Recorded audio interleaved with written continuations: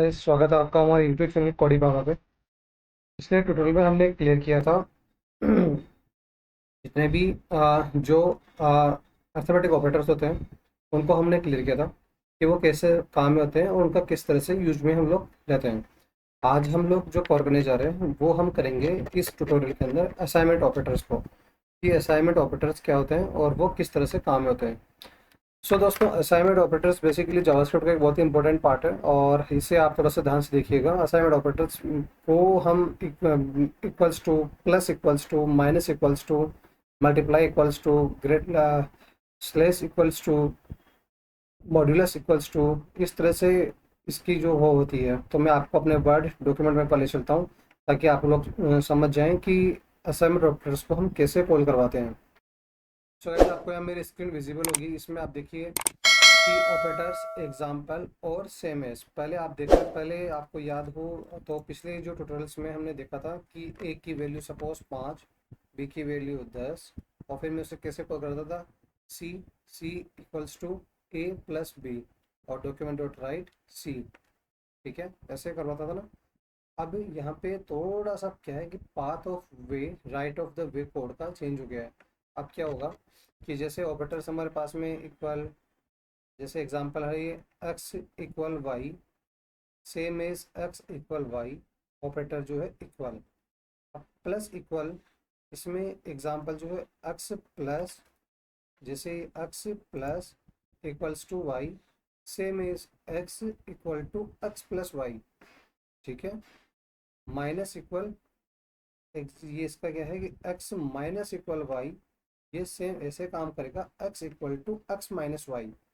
थोड़ा सा इसमें short of the right the mode change हो गया है, लेकिन ऑब्जेक्टिव वही है ना। और इसे हम असाइनमेंट ऑपरेटर बोलते हैं। इस multiplication equal to x, multiplication equal y, x equal to x multiplication y. ठीक है, ये सेम ऐसे मॉड्यूलस आ गया, ये ऐसे पावर आ गई, पावर का भी सेम आ गया। अब हम इसे रिटर्न मोड में एक बार कोड के अंदर देखते हैं कि कोड में हम इसे कैसे यूज़ करेंगे। सो गाइज, यहाँ पे आपको मेरी स्क्रीन दिख रही होगी कि जो है ये मैंने टेस्टेड और एचटीएमएल के अंदर मैंने यहाँ पे लिखा हुआ है कि जब भी किसी वेरिएबल की वैल्यू को मॉडिफाई करना हो, ठीक है, जब भी किसी वेरिएबल की वैल्यू को मॉडिफाई करना हो और फिर उसी में स्टोर करना हो, ठीक है, तो ये शॉर्ट फॉर्म्स अपने बहुत यूज़फुल होती है। और इस असाइनमेंट ऑपरेटर्स को हम क्या बोलते हैं, एक तरह से शॉर्ट फॉर्म बोलते हैं। जैसे ऑपरेटर ये हो गए जो मैंने आपको बताया था अभी, plus equal to, minus equal to. ठीक है, इनका एग्जांपल जैसे ए प्लस इक्वल टू 5, मतलब ये वही है कि ए इक्वल टू ए प्लस 5। ठीक है, अब मैं आपको एक बार इसका डायरेक्टली आपको लाइव सर्वर पे आपको मैं करके बताता हूँ। ये मैंने जो ऑन किया, मेरा कोड सेव किया,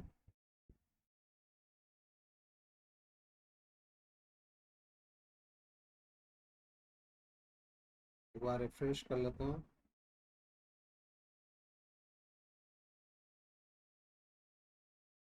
late a 10, a plus equal to 5, it means a equal to A plus 5।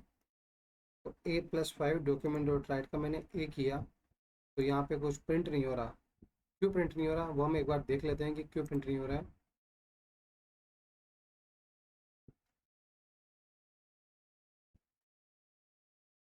और एरर भी नहीं है।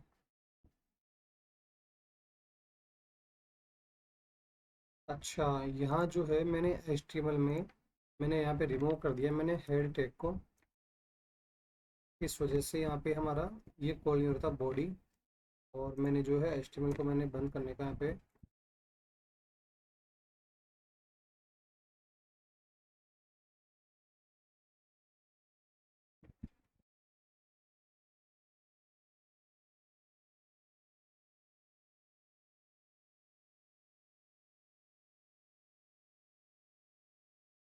ये स्क्रिप्ट मेरी स्टार्ट हुई यहाँ से, मैंने स्क्रिप्ट को मैंने क्लोज किया।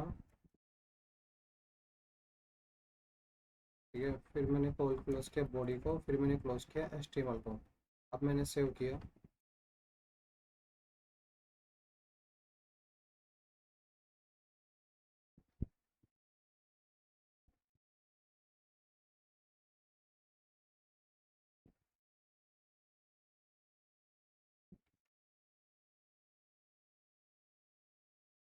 ये मैंने यहाँ पे ए की वैल्यू डिफाइन करी, जैसे मैंने 10 डिफाइन करी मैंने, और मैंने सेव मारा, तो 10 + 5 15, ये हो गया 15।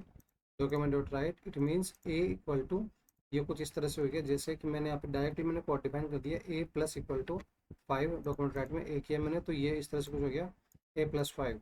अब ये ए भी वही है और ए की वैल्यू भी वही है, ठीक है। तो ये इस तरह से कॉल हो गया।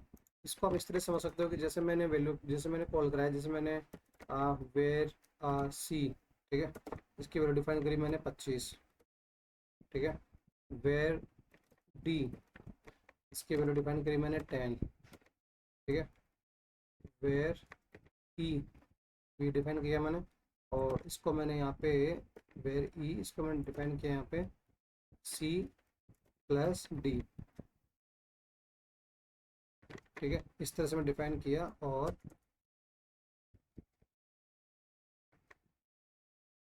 अब मैंने क्या किया, अब मैंने क्या किया, डॉक्यूमेंट डॉट राइट, मैंने कॉल करा दिया ई को, ठीक है। तो देखो ये यहाँ पे ये आ गए, मैं यहाँ पे स्पेस मार देता हूँ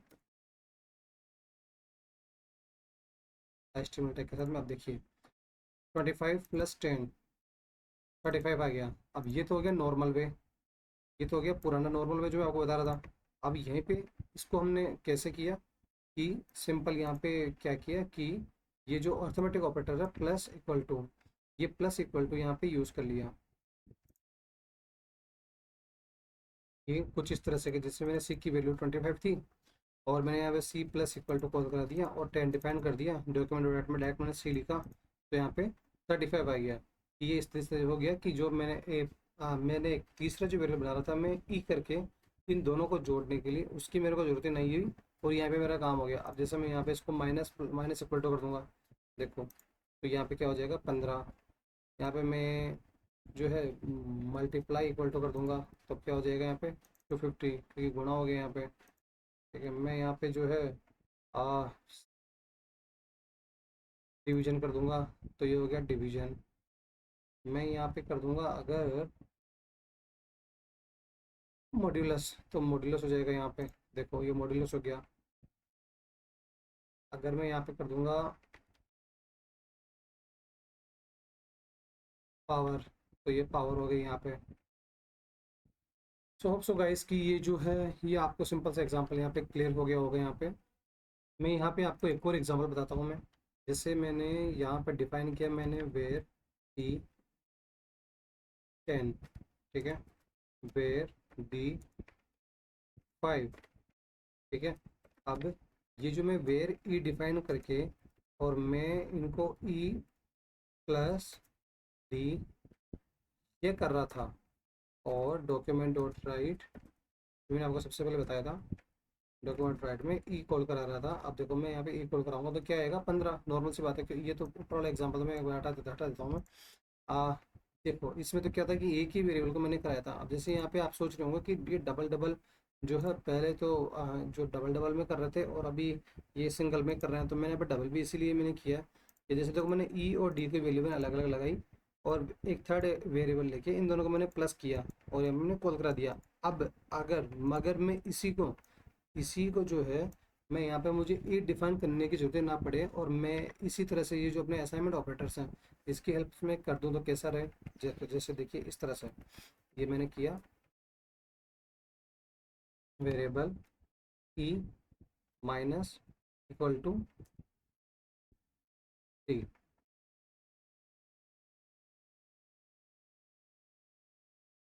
मैंने यहाँ पे जैसे वर्ड डिफाइन नहीं किया मैंने, वार वार को मैंने हटा दिया मैंने, और ई, ये हो गया हमारा E, E minus equal to D, simple comment document में मैंने यहाँ पे कॉल करा दिया मैंने ई, ठीक है।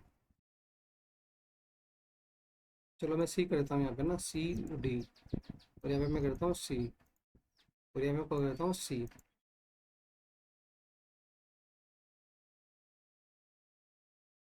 और आपका कंफ्यूजन क्लियर हो जाएगा। ये देखिए क्या आ गया रिजल्ट 5, ठीक है। अब जैसे मैं यहाँ पे जो है ये क्या बोलते हैं, ये माइनस की जगह मैं अगर प्लस कर दूंगा तो देखो यहाँ पे हो जाएगा 15, मल्टीप्लाई कर दूंगा तो ये हो जाएगा हमारा 50। इसको मैं डिवीजन कर दूंगा तो ये हमारा हो जाएगा 2। 5 × 2। इसको मैं कर दूंगा मॉड्यूलस शेषफल, तो ये हो जाएगा हमारा 0, क्योंकि 5 का पूरा पूरा भाग 10 में जा रहा है। अगर मैं इसको कर दूंगा पावर, तो ये हमारा हो जाएगा पावर में। तो गाइज ये थे हमारे assignment operators. I hope so कि असाइनमेंट ऑपरेटर्स आपके क्लियर हो गए होंगे। अब जो है नेक्स्ट सेशन में, मैं नेक्स्ट सेशन में कॉल करवाऊँ मैं आपको ट्यूटोरियल में आपको बनाऊंगा फॉर कि JS with Google Chrome console. Google Chrome में कंसोल कैसे यूज़ किया जाता है, डिबगिंग कैसे की जाती है और कंसोल को कैसे चेक किया जाता है। ठीक है गाइस, सो मिलते हैं नेक्स्ट ट्यूटोरियल के अंदर। अभी के लिए thank you, have a nice day. Channel को लाइक एंड सब्सक्राइब जरूर करिएगा। Good bye.